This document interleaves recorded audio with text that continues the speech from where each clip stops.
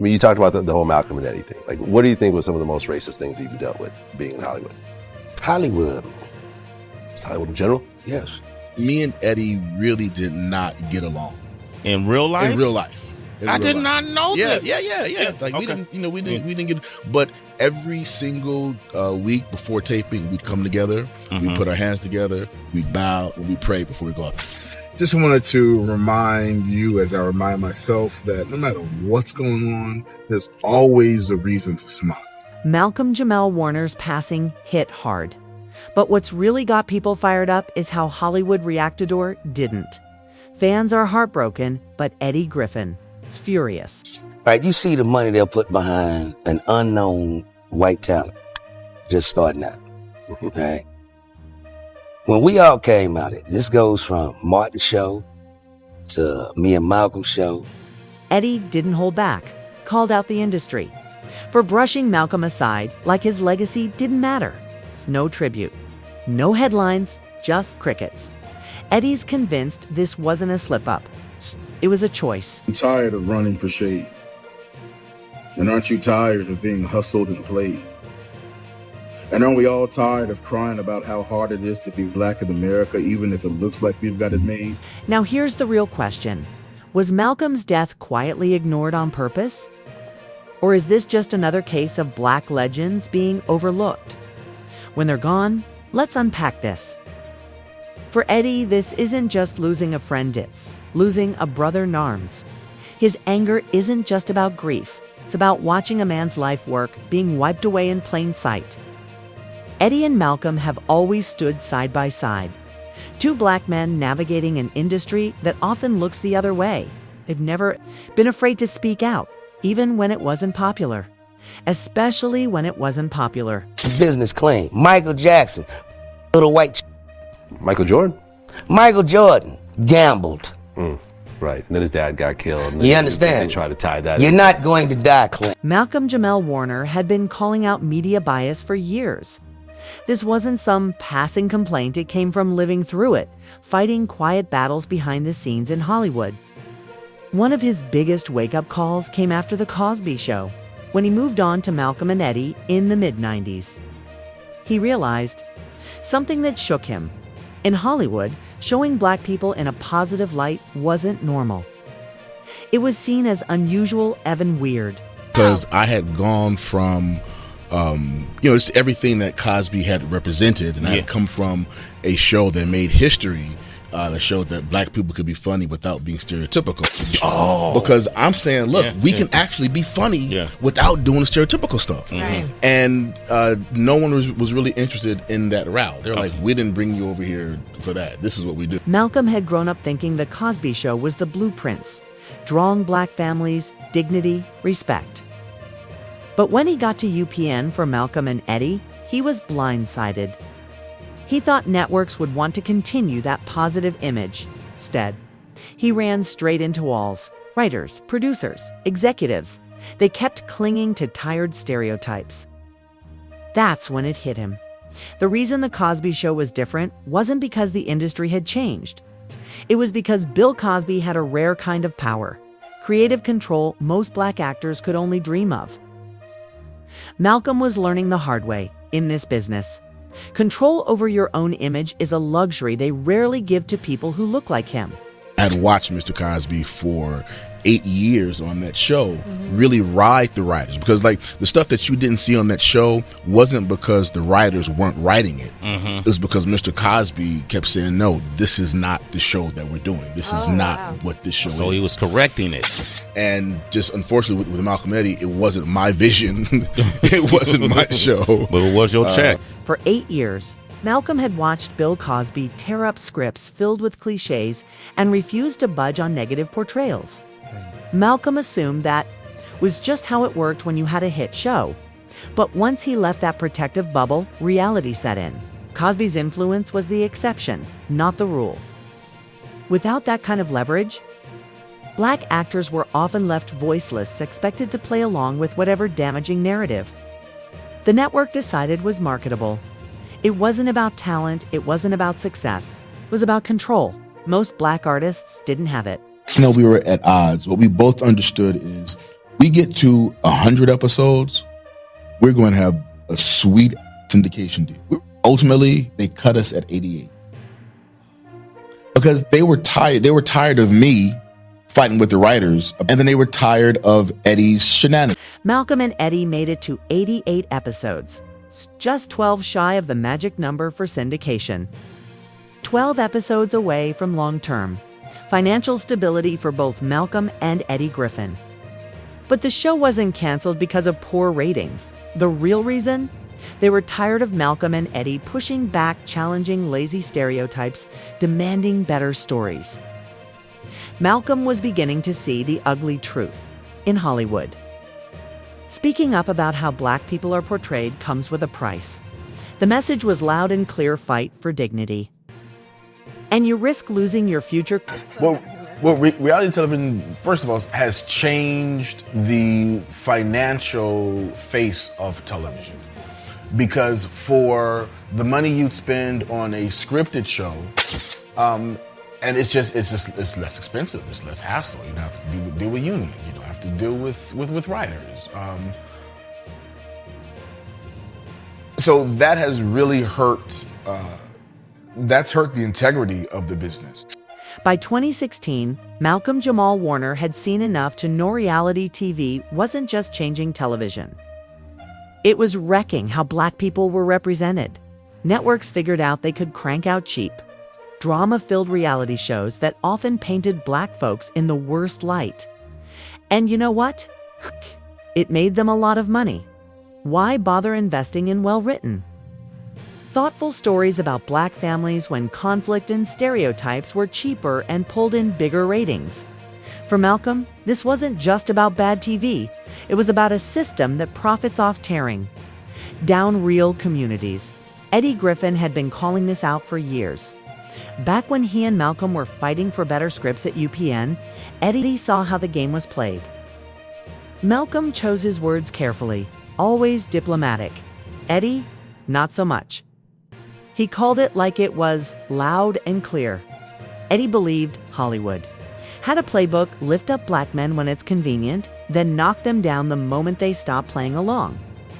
He wasn't afraid to say it, even if no one wanted to hear it. It's a systematic effort to destroy every black male entertainer's image. They want us all to have an actress by name. Cole. Nobody leaves this business clean. When Eddie Griffin spoke up about Bill Cosby, it wasn't just about defending Cosby as a person.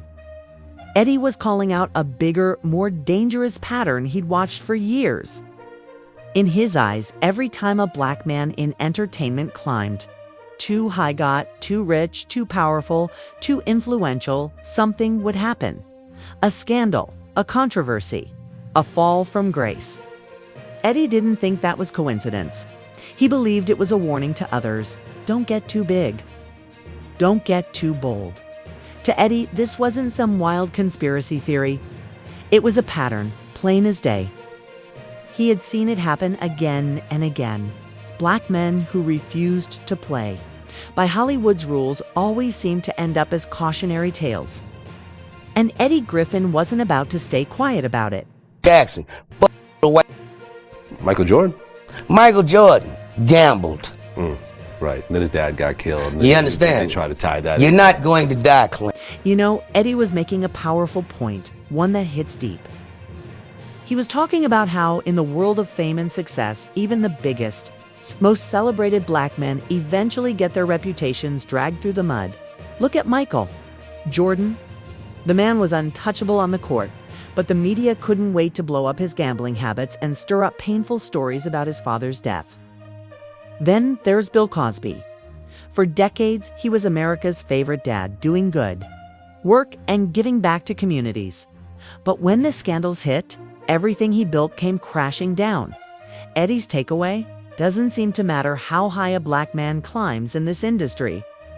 Sooner or later, someone will try to tarnish his name, keeping a spotless image. The system just doesn't allow In the it. paper, if a black man does something, it says, John Jones, black list, said black, black, black. Now, if a white man does it, it isn't white man Jones, it's just a man. But But if a black man does it, then any white bigot can point his finger and say, see that?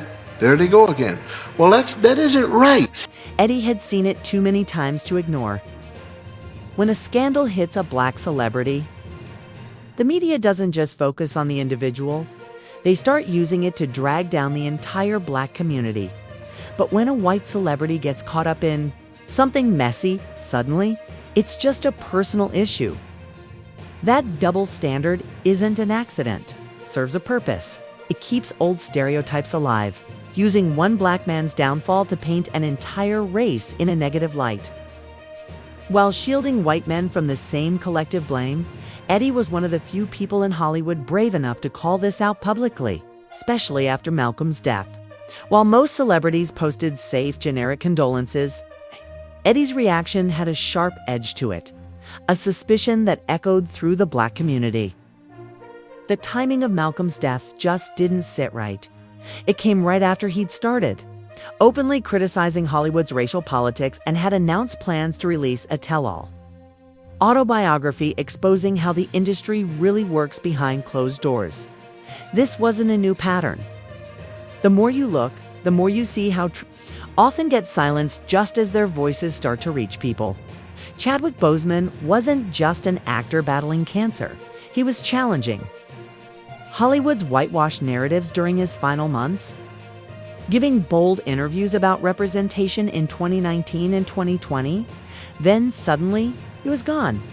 Nipsey Hussle's murder raises even more questions when you follow the timeline. He was set to meet with the LAPD to discuss real solutions to gang violence, not just surface-level PR stunts, but community-driven economic empowerment. His interviews were shifting, focusing on ownership, generational wealth, and building systems outside of traditional white-controlled institutions. Days before that crucial meeting, he was shot dead in his own neighborhood. And look at Dave Chappelle. He walked away from a $50 million deal because he refused to let the industry twist his message. After that, he spent years as a target, attacked in the press, canceled repeatedly whenever he spoke too honestly about how the entertainment machine works. The message was clear. If you step out of line, they'll come for you. But Malcolm-Jamal Warner's situation feels even more traceable. Early 2024, he's doing light interviews, talking about his career, his family. By mid-year, his tone shifts, starts challenging how black actors are treated in Hollywood. By the end of 2024, he's using his podcast to teach people how to spot cultural theft and media manipulation. Then comes his final Instagram post, calling out captors and warning that black people are being hustled. Less than 48 hours later, he's dead in Costa Rica. What made Malcolm truly dangerous wasn't just what he said, it was that people were finally listening. He had built decades of trust ever since his days playing Theo Huxtable on The Cosby Show. While the show faced criticism for not being black enough, Malcolm understood its quiet power. The Huxtables didn't need to perform stereotypes. They were educated, multilingual, lovers of art, a tight-knit black family just living life with dignity and pride. That in itself was revolutionary. From a young age, Malcolm was aware of how stories shape perceptions. His father named him after Malcolm X and jazz legend Ahmad Jamal. By 6, he was reading about black icons most of his white classmates didn't even know existed. By 6th grade, his favorite book was poems on the life and death of Malcolm X. This early education opened his eyes to how often the narratives about black people were distorted or incomplete. Malcolm's life work was about telling the full story. And that's exactly what made him a threat. My dad was really instrumental in giving me a sense of identity and a sense of peace. Look, my dad named me after Malcolm X and Ahmad. She would still be the person that I would want to raise a child with. Co-parent with. Mm-hmm. And my parents got divorced. My parents were separated since I was 3. They got divorced. Out 6th grade, I had a book called the poems on the life and death of Malcolm X, and it was my favorite book. Malcolm-Jamal Warner didn't just get lucky surviving Hollywood. He was built for it because his father, Robert Warner, made sure he knew the truth early. While other kids were memorizing Columbus Day songs, Malcolm was reading Langston Hughes and Richard Wright. He was learning names like Mary McLeod Bethune before his white classmates even knew who she was. That wasn't by accident. Robert Warner knew the system wouldn't teach his son his own history, so he did it himself. He wanted Malcolm to understand how the stories told about Black people are often half-truths or flat-out lies. Wasn't just his father, his mother. Pamela Warner was the anchor. Hollywood has a long graveyard of child stars who got chewed up by fame. Drugs, legal troubles, mental breakdowns. You know the story. Pamela wasn't about to let her son be another cautionary tale. She raised Malcolm to think long-term, to stay grounded, to see through the industry's tricks. So when Hollywood came knocking with offers to play stereotypes or sell out, Malcolm had the clarity to walk away. That's why he didn't crash and burn like so many others. He stayed standing. More importantly, he stayed true. As he got older, Malcolm's career wasn't about chasing roles anymore. He became something bigger, a truth teller. His spoken word piece, Jesus Children of America, won a Grammy with Robert Glasper. Using art to mourn tragedies like Sandy Hook with a depth that mainstream media couldn't touch. His own album, Hiding in Plain View, wasn't just. Music Hit was a mirror, reflecting how racism isn't just something done to Black communities, but sometimes something unknowingly internalized and repeated. One line in particular hit hard. We used to fight for our right for freedom, but now we fight for the right to be dumb for free. That wasn't just a clever lyric. That was Malcolm holding up a warning sign, but behind the art was real pain. Malcolm had lived through it. He was at Michelle Thomas's side, the woman who played his girlfriend on The Cosby Show when she lost her battle with cancer at just 30. He literally held her as she passed. Years later, his relationship with Regina King ended under the public's watchful eye. These heartbreaks shaped him. He became private, guarded, unwilling to let Hollywood turn his personal life into tabloid gossip. He stayed single for years, waiting until he was 45 to marry on his own terms, far from the spotlight. For Malcolm, art wasn't about fame. It was about education. He was meticulous about his message, often joking that he needed a respectability. Politics policed to make sure his work wouldn't get twisted like Cosby's had been. He wasn't shouting down at people. He was inviting them to think deeper, broader, sharper. He had the rare ability to challenge stereotypes with compassion, not contempt. But here's the part that should trouble everyone. Malcolm's death wasn't just about how he died. It was about what happened after. It's the way the narrative got locked down almost instantly. Hours after the news broke, the industry's response was disturbingly quiet. This wasn't just grief. It was like collective amnesia. The man had been openly working on an autobiography, promising stories that needed to be told. Yet after his death, it's like Hollywood hit the erase button. Try searching for his Not All Hood podcast episodes now. Notice how the more outspoken ones, the ones where he pulled back the curtain on media manipulation, aren't as easy to find anymore. Some of them have been quietly pushed to less visible platforms. And that final Instagram post where Malcolm called out captors and warned about Black people being hustled. The media spun it into a mental health narrative. They framed it as a man unraveling, not a man blowing the whistle. But the people who had been paying attention knew better. Malcolm wasn't spiraling. He was sharpening his message. He was on the verge of pulling back the last layer of the industry's mask. And just like that, he was gone. Title is combating the narrative of Black life, Black culture that the media focuses on. But here's what's really strange, and no one seems to be talking about it. Before Malcolm passed, he publicly announced he was working on an autobiography. Not just any celebrity memoir. This was supposed to be an insider story, pulling back the curtain on Hollywood's quiet little secrets. Hey, now you'd think that when a beloved actor does, especially someone with Malcolm's legacy, the media would be all over it. It'd be scrambling to ask, what's going to happen to the book? Did he finish it? What stories was he planning to tell? But this time, crickets. Absolute silence. No big outlet followed up. No reporter asked his family about the manuscript. It's like the book never existed. That's not normal.